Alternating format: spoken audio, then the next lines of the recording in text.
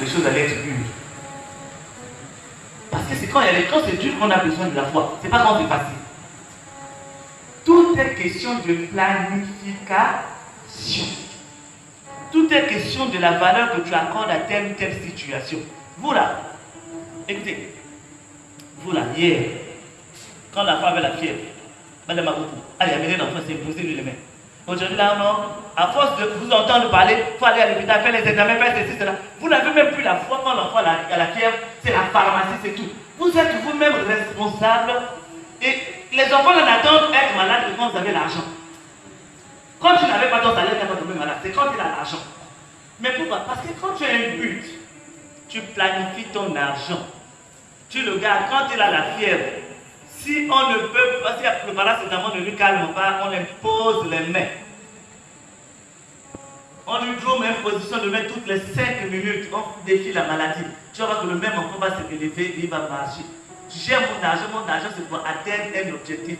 Je loue la maison, ma maison c'est temps. Si je peux épargner 5 000 francs par mois, c'est déjà beaucoup. Amen. Parce que la Bible dit que tout ce que Dieu nous confie, c'est pour la gloire de Dieu et pour servir les autres. Amen. C'est pour la gloire de Dieu et pour servir les autres. C'est pas pour venir dire Amen.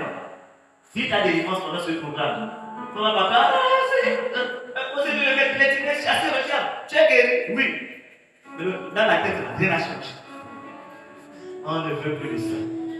On veut une nouvelle vague de chrétiens. Des chrétiens qui ont pris conscience.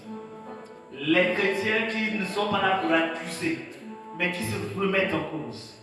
Des chrétiens qui ne sont pas là pour se demander pourquoi c'est arrivé, mais qui élaborent de nouvelles stratégies pour atteindre de nouveaux objectifs. Je refuse d'être un chrétien sans but. Je refuse d'être un chrétien sans objectif. N'attends pas avoir un but. Aie déjà un. La Bible dit, un homme qui veut construire une maison, ne s'assoit-il pas et puis il planifie tout avant? Est-ce que c'est au moment de construire qu'il planifie? Non. Mais il planifie les dépenses, il fait tout ça, les éditions, tout ça avant. Alléluia.